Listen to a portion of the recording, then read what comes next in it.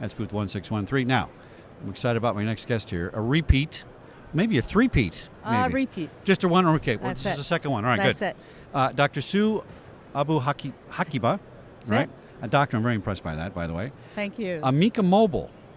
Pay attention to this. This is super cool, and you got to grab the concept. Not difficult to grab, but you got to pay attention because this is a fantastic app, and I want you to tell us what you do. Yeah, we're actually a platform, so we're actually a server and a bunch of apps. Oh, see, that's my... That's all right. That's all right.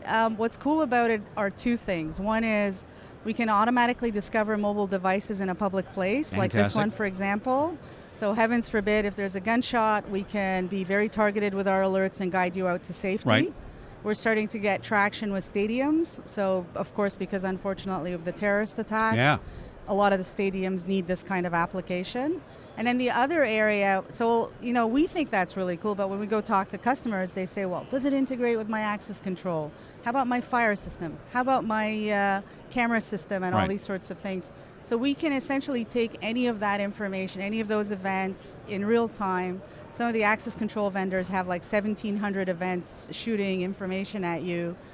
We can push them to our intelligent transaction engine, and yeah, it's AI-based, and we can do analytics on it. And if there is a reason to trigger, so filter, Right. reduce the load for the operator. And if there is something to say, well, go check this out. We see, some anomaly here. Go find out what's going on at this fence or at this door, or somebody pushed a door when they shouldn't have. That kind of stuff, or worked in front of a camera or anything like that. Now, there's a lot of talk about this is easy to use, right? And in the cyber world, as you know, they Yes. say things are real time. And that doesn't really mean what it sounds like, right? Yeah. Define easy to use, because I know it is an easy interface, but what I'm thinking is, who's the lowest end user that might come across this? Maybe something happens, it's a major incident, and it happens to be a guard standing there, and he's the guy that Yeah. needs to get in there and do something. Can he So do we're that? very targeted towards, so the system itself has almost like a role-based approach. Okay. So, we know that the security guard in building 1 doesn't have the authority to do the same thing as the president for all 50 buildings. Right. So the security guard can be very targeted. We have templates for them. We have really simple stuff. But he can use it. That's Absolutely. The idea. Yeah. The whole idea about the event stuff is that so they don't have to figure out what do I do here. Right.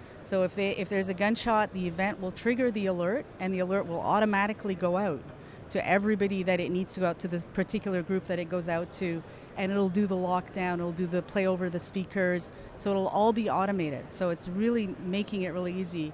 And even with the phones, like we have the mobile apps, which essentially will give you push notifications anywhere in the world. So if you have traveling executives and they're in trouble, or even look at the hurricanes. Look at all the hurricanes Oh, and that would have been a storms great we had. application, yeah. I had a number of people from one of the major banks on the islands that essentially they were just trying to figure out if their people are okay, and so they could report in. So we have the I'm OK application. They could have all reported in.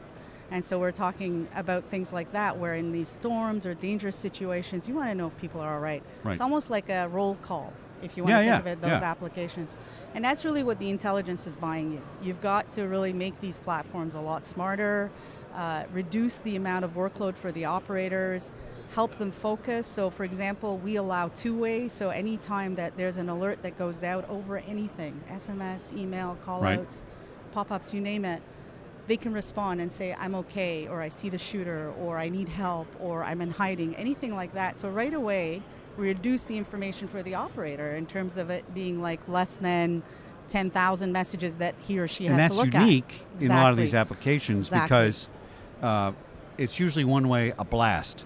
Here's a voice blast, here's a text blast, here's a phone blast, directing you to do something. But if you don't have feedback, you might be directing them to the wrong location. Exactly. And trouble. And you want to know what to do with your first responders or your security teams, right? Why should you send the 50-person or the 50-man team down to one point when you really need the 50 or 45 to go in one direction and 5 to go in another direction? So maybe in one area it's safer.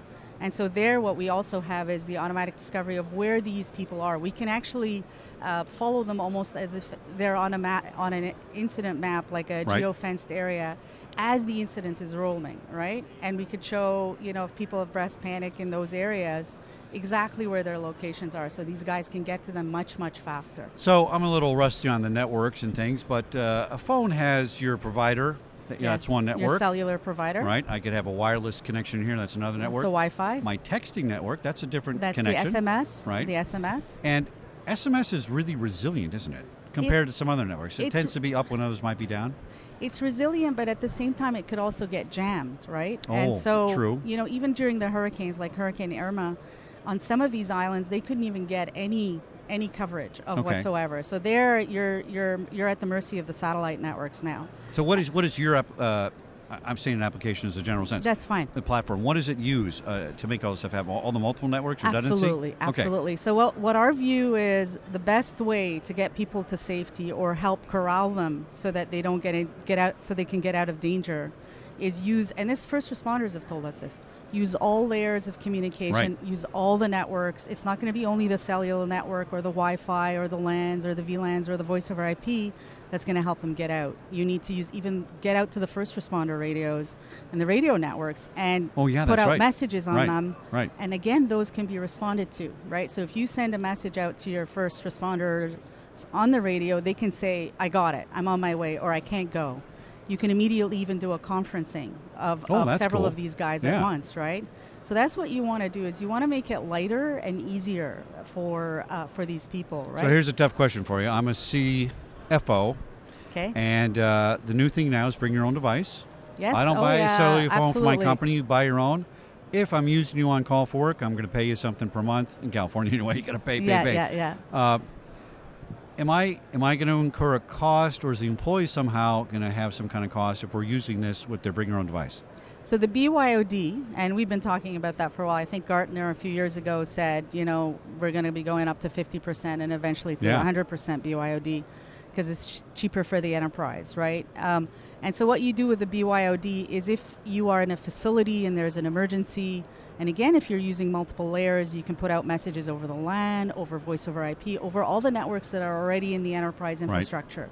You don't have to bog down your SMS. Okay, good. You can leave the SMS for when they're out of the facility and you still need them to roll call back. So then you could reduce the cost that way. Yeah. And then there's the aggregators, right? So there you're talking about paying, something like $10 a month for the whole customer base, which could be thousands of users, and maybe a penny a message, right? And so what you want to do is really look at those kinds of costs. If SMS is one of those things that you need to get out to, that's okay. Just make sure that you're leveraging all the other networks that you've paid millions of dollars for. This will help you leverage all of that. Dr. Sue Abu Hakima. That's it. I got it right, didn't I? Thanks, Chuck. Oh, thanks goodness. Amika Mobile. Now, for my podcast listeners, it's AMIKA mobile.com. Make sure you check it out. This is a little different than your average voice blasting or text blasting services. It's really interactive. It's really unique. You might be one of the few people in the space doing this, right? We are actually the only ones with the auto discovery, and we have the U.S. patents on it, right? Excellent. And from that perspective, people can come and OEM it from us. We're open to that. Excellent. And we keep winning the awards because it's so unique. Fantastic. Check them out on the web. Back in a minute here on SecurityGuideTV.com at ASI's 2017, Dallas, Texas. Take us out, Sean. Thanks, Chuck. Thanks. Very good. Thank you. It's excellent. Thank you. Good. Thank you. Good. Thank you. Good. Thank you. Good.